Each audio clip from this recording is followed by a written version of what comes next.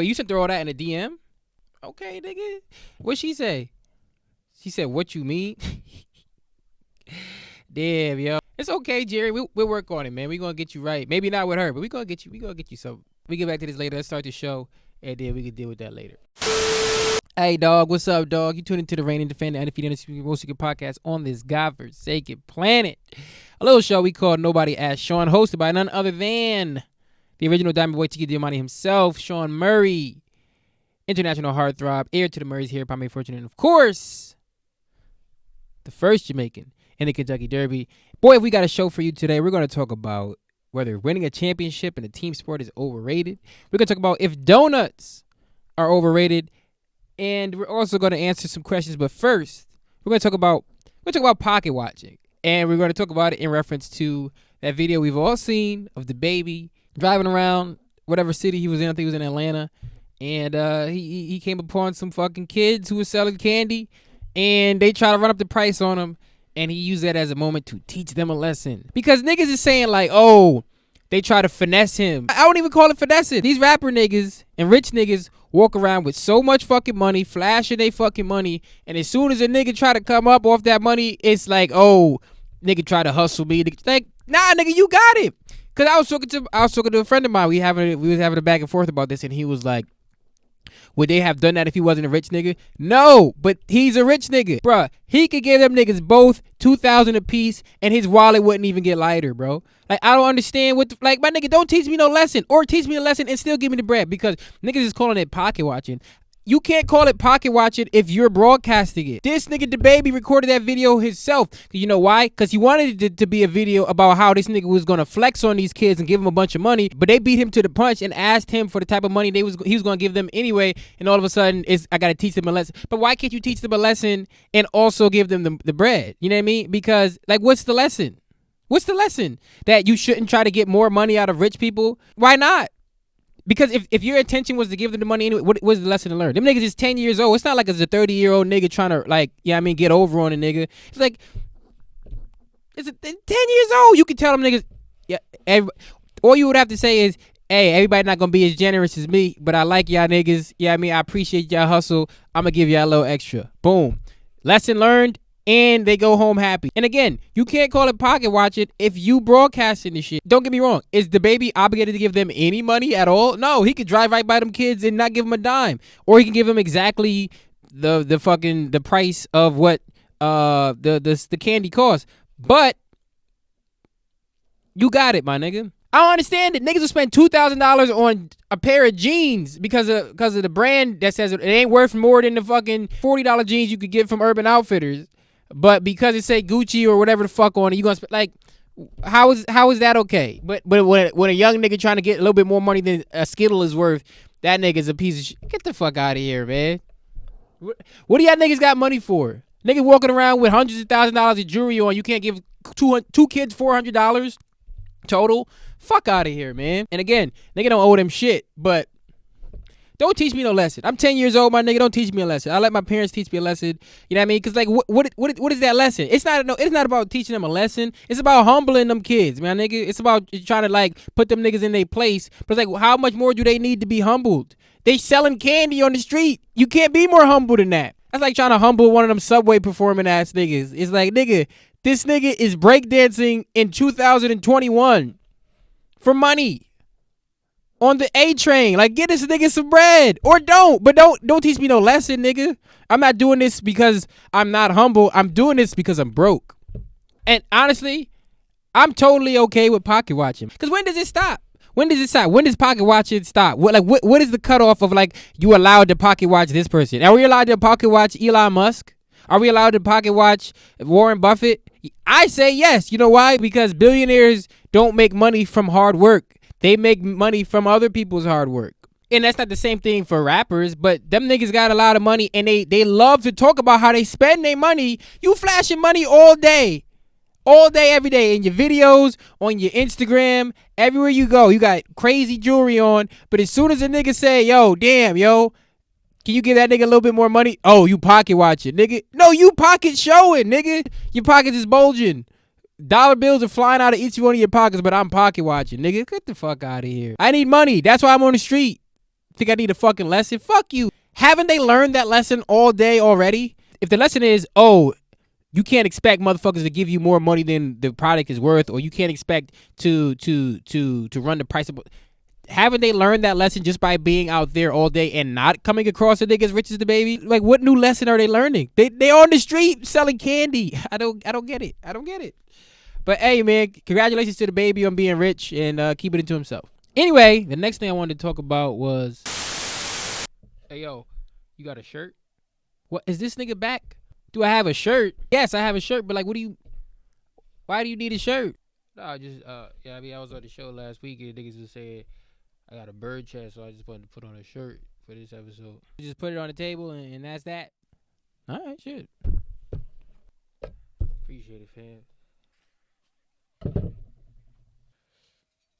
All right, that's much better. So you just come around to interrupt my show. I don't know if I'm really interrupting your show or if you're interrupting my show. You know what I mean? Maybe it's two shows coexisted in different dimensions at the same time. You know what I mean? If you say so, man. Well, enjoy your show, man. I'm going to get back to my show. What the fuck were we talking about? Oh, the next topic. Is winning championships overrated? I think winning championships in a team sport is overrated to a degree. Like, because this conversation came out of, there's been a lot of talk lately because the Suns are leading in the finals, and a lot of people are saying, yo, if Chris Paul wins, this will put him in the top 5 point guards of all time. It's like, Chris Paul's already a top 5 point guard. I don't understand what the championship will change about his stature as a great point guard. How does it change anything? Because here's my question. Chris Paul hasn't won a championship yet. Is it because he wasn't a great point guard in other years? No. We've already established that Chris Paul is one of the greatest point guards that ever lived. Why does winning a championship for some people now put him in that category? And I understand that winning championships has a value. It's the point of the sport. But there are too many factors involved in team play to determine that you're great or not great based on whether or not you won a championship. For example, let's say the Celtics went to the finals this year, right? Celtics went to the championship and won the finals. Jason Tatum now has a championship. Does that make him better than Tracy McGrady? Does that make him better than Charles Barkley? No, it doesn't. Not because he has a championship, because he still has to put together the rest. Like, the nigga Charles Barkley didn't not win a championship because he wasn't great. He didn't win a championship because he played in the era of Michael Jeffrey Jordan. That's why. Obviously, someone like Mike, someone like Bill Russell, someone like Bron, someone like Steph, winning multiple championships does point to you being particularly great at your sport. But you could be great at your sport in a team sport and still not win championships. That shit is true in individual sports too, actually, because that nigga Joey Chestnut, the hot dog eating niggas, Nathan's famous champion hot dog eater, that nigga ate 74 hot dogs this year, right? New record, most ever, whatever. So you telling me if I was sitting next to that nigga on that same panel, competing for Nathan's hot dog eating crown, and I ate 73 hot dogs, I'm not a great hot dog eater? You can't tell me that, bro. Nah. I just gobbled 73 glizzies, dog. I'm amazing. I'm just not Joey Chestnut. That nigga beat me by one, nigga. One hot dog. It means you're not a champion. But I mean, you're not great. The fucking championship is certainly an icing on the cake. It's certainly like, it puts you in terms of greatness. But in terms of best, that's about talent. That's about skill over a long period of time. That's about consistency. That's about so many other factors in winning a championship. Because you know what? You could be great and not win a championship. Final segment before we get to questions. I think donuts are fucking overrated, man. I think it's the most overrated food on the planet Earth. Because like there's a lot happening with donuts right now. I mean, not right now, but like the last 5-10 years, there's a lot of crazy shit happening with donuts where it's like there's bacon on it and a whole Snickers and a hat. Donuts have become entirely fucking based on the toppings. This is not a good food if it's only good if it has a better food on top of it. And that reflects poorly on the quality of the pastry itself, nigga. If you got to put a whole fucking Butterfinger on top of a donut for it to be good, there's something probably wrong with the actual donut. Like that's like if there was a TV show and everybody was saying, "Oh, this is a great TV show," and you turned it on and the whole show was the main character of the show comes into the room, sits down, and then starts watching The Wire, and then The Wire plays for the whole episode. It's like, nigga, this is just The Wire. This is what's good. Like, because cupcakes, right? Or just cake. Cake is good without frosting. Frosting is a bonus. In fact, I feel like most places put way too much frosting on cupcakes. And this is coming from I eat candy for breakfast many days of the week. But what I'm saying is most cakes can stand on their own. Most donuts are just a vessel for other shit. Now for Nobody's Asked Shawn, sending them questions. You know what to do. I don't got to tell you the fucking same routine. Nobody asked Shawn at gmail.com. Nobody asked Shawn on Instagram. Let's get into it. Favorite historical figure, Johnny Appleseed. What a man. Planting all those trees across this great nation. Van Helsing kept our world safe from otherworldly creatures. Dracula, that motherfucker was wild, huh? All current conspiracy theories. I'm not much of a conspiracy guy, but I actually have a conspiracy theory that I love that is of my own creation, and I'm gonna post it as a stand-up clip that I do, because this is a joke I do, but I don't want to spoil it here. Would I ever consider taking an antidepressant? Motherfucker, what are you trying to say to me right now? Are you trying to say that I'm depressed? You're correct, but it's not your place to say that. No, the person who asked me this question knows that I'm a depressed person, and is actually one of the things that makes us friends. I would never take an antidepressant. I'm raw dog in life. I don't know if we should be medicated ourselves in order to not feel. You know what I mean? But what the fuck do I know? I wouldn't do it though. I probably wouldn't do it. But I don't like being depressed though. I certainly don't like that. One thing I would do with the knowledge that I couldn't or wouldn't fail. I mean, fellas, we all taking that shot at Rihanna, right? Is that what we all would agree on? We all sliding in the DMs. You telling me I can hit a bunt, right?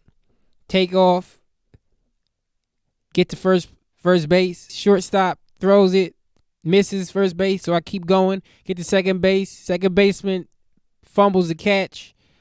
I keep going to third base. Second baseman sails the throw over the third baseman's head, so they just wave me home, and I'm just top speed, and I'm running, and my fucking helmet flies off, and I slide into Rihanna's DMs, and the umpire says, safe. Hell yeah, I'm doing that. Other than that, I don't know what I would do. Like, I feel like I'm doing everything that I could do. Maybe not. Maybe there are some things that I wouldn't do, so I knew I would fail. Like, I wouldn't get up on the stage with Stevie Wonder and start playing the piano, because, I know I would fail. But I don't want to do that either. That's a good question. What would I do if I knew I couldn't fail? Fly? I just jump off a roof and fly? You know what I'm saying? I would do that if I knew I wouldn't go splat. I don't need that confidence to know I wouldn't fail. Because I failed enough to know that it hurts, but it don't hurt that bad. Unless you try to jump off a roof and fly, and then you went splat. That would probably hurt a lot.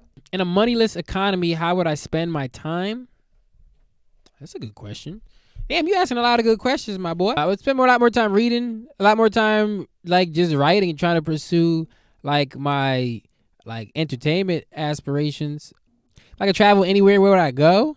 I would go everywhere. Like, it's an amazing world. But I also don't like like, I like the idea of traveling, but anytime somebody's like, yo, we better go on a trip, you want to go? I'm like, yeah, I guess. And then I enjoy the trip, but I don't be wanting to like get up. I like being home, but I would go space, like all services everywhere, nigga, shit, everywhere but Bridgeport, Connecticut. What skill would I acquire if I had infinite time? Sleight of hand magic, I think is cool. Like, I don't think being a magician is cool, but I think like magic is cool. I don't know. Like, being a magician sounds mad lame. Like, when you think of a magician, you don't think of like a cool person. But like doing magic tricks, everyone likes that. You know what I'm saying? So I think sleight of hand magic would be mad cool. Coding, I wish I could code. I suck at everything. Like, I don't have any skills. I wish I had more skills. Just more applicable skills. Final question: should we have to pay for art? Yes, I think we should have to pay for art. For the same reason that we have to pay for anything, because we live in an economy where people need to be compensated for their labor. I feel like a lot of people don't appreciate that labor goes into art. You know, people don't think of it as work. I mean, people, I feel like art has been so devalued, especially over the last 20, 25 years, with like everyone shifting to streaming, so many like subscription services that like either you get something for free or you get it for such a low price that you feel like you're getting it for free, that you don't value it. Because I don't think about how much time it takes to make shit that ends up being so disposable to them. Like, that's why I hate the Netflix model of like the binge model of TV. Motherfuckers will work on a show for a year and a half, 2 years, put it out, and the conversation about the show is gone within a week. Within a week. Within 3 days of a nigga putting out something they spent years of their life working on, motherfuckers are saying, yo, when's the next season? What's next? That shit was ass. Labor went into this shit. I think we should pay for everything until we don't have to pay for anything. Niggas gotta pay for food, yo. Like, niggas have to pay for food. We have to pay to live on Earth. We have to pay for water. You know what I'm saying? These are like the basic things that come, like, that shit came on Earth. Like, that shit came in the package. Like, when they made it Earth, like, on the infomercial for Earth, like all that shit was, like, part of but wait, there's more. It's like, nigga, like, call now and you also get fresh water and fruit. You know what I'm saying? Like, if we got to pay for that shit that's just, like, nobody owns. So, if we got to do that, we should also pay for shit that people have worked for. In a perfect world, we wouldn't have to pay for nothing. Everybody could just do art because they love to do it and not have to get paid for it. But I hate the idea that motherfuckers are not going to pay artists because you should be doing it for the love of, like, nah, bruh. People would make a lot more art if they didn't have to worry about the financial overhead of, like, dedicating their time to art and not, like, working. But that's the segment for today. That's the episode for today. I want to have a guest on next week. I don't know how I'm going to do it next week, but I want to have guests. I want to have correspondence. I want to have interviews. So if you got any ideas for how I should go about that, hit me up. Other than that, if you still haven't watched season 2 of I Think You Should Leave, get on that, bruh. I May Destroy You got nominated for a bunch of Emmys. If you didn't watch I May Destroy You, I've recommended it before. Watch that shit. Incredible show. Like, subscribe, share, save, all that stuff. And as always, Hulk Hogan, we coming for you, nigga.